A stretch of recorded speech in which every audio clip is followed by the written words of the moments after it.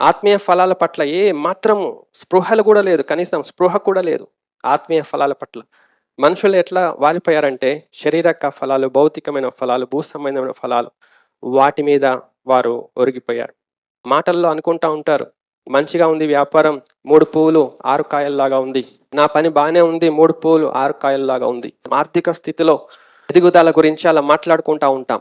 కాబట్టి ఆ ఫలాలనేది మనకు ఫెమిలియర్. అయితే ఇప్పుడు క్రైస్తవ లోకంలో కూడా, క్రైస్తవ జీవితంలో కూడా అటు వాలిపోయింది. ఏం ఫలాలంటే ఉద్యోగం ఫలభరితం, వ్యాపారం ఫలభరితం, పిల్లలు చదువులు ఫలభరితం, ఎగ్జామ్స్ ఫలభరితం, ఉద్యోగాలు ఫలభరితం, వివాహాలు ఫలభరితం, ఆస్తులు ఫలభరితం, ఇండ్లు, నివాసాలు ఫలభరితం.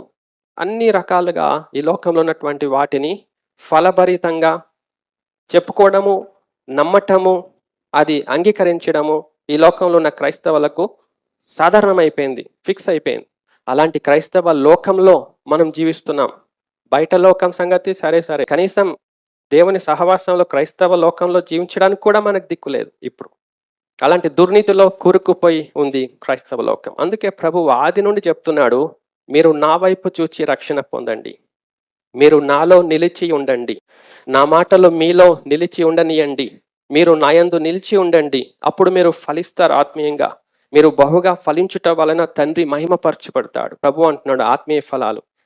దేవుడిచ్చిన అవకాశాన్ని క్రైస్తవులు ఆత్మీయంగా ఫలించకుండా భౌతికంగా, శారీరకంగా ఈ లోకంలో భూ సంబంధమైన వాటి విషయంలో ఫలించడానికి దేవుని అవకాశాన్ని వాడుకొని ఈ భూ సంబంధమైన విషయాల్లో వారు ఫలించి వారు చాలా సంతోషంగా, సగర్వంగా, గ్రుడ్డితనంలో జీవిస్తూ ఉన్నారు. మేము దేవుని వలన చాలా ఫలభరితంగా మేము జీవిస్తున్నాం. అవి కానే కాదండి. దేవుని యొక్క సంకల్పం ఏంటంటే మనం ఆత్మీయంగా ఫలించాలి. మనలో నుండి ప్రేమ, సంతోషం, సమాధానం రావాలి, దీర్ఘశాంతం, దయాలుత్వము, మంచితనం రావాలి, విశ్వాసము, సాత్వికము, ఆశానిగ్రహం రావాలి మనలో నుండి. ఇది దేవుని యొక్క ఎక్స్పెక్టేషన్. ఆయన ఎదురు చూస్తూ ఉన్నాడు. ఎంతో ఆశతో, 1000 కళ్ళతో దేవుడు ఎదురు చూస్తున్నాడు. మనకు స్వస్థత ఇస్తున్నాడు, ఆదుకుంటున్నాడు, ఆదరిస్తున్నాడు, విడుదల ఇస్తున్నాడు, జయం ఇస్తున్నాడు, మనల్ని నడిపిస్తున్నాడు. ఎదురు చూస్తున్నాడు దేవుడు. నాలో ఫలిస్తారా? ఆత్మీయ ఫలాలు వస్తాయా? ఇప్పటికైనా వస్తాయా? రేపైనా వస్తాయా? ఈ సంవత్సరమన్నా వస్తాయా అని ఆశతో ఎదురు చూస్తూ ఉన్నాడు. కానీ డిలే అయ్యే కొద్దీ అది ప్రాబ్లం మనకే. ఎందుకంటే మనము డిలే అయ్యే కొద్దీ ఫలించలేము ఇంకా. కాబట్టి దేవుడిచ్చిన అవకాశం మనం సద్వినియోగం చేసుకొని ఆత్మ ఫలాలు ఫలించడానికి మనం ఇష్టపడి ప్రభులో నిలిచి ఉందాం. అప్పుడు ఆయన సారము వలన, ఆయన వాక్యము వలన మనం ఆత్మ ఫలం ఫలించగలుగుతాం.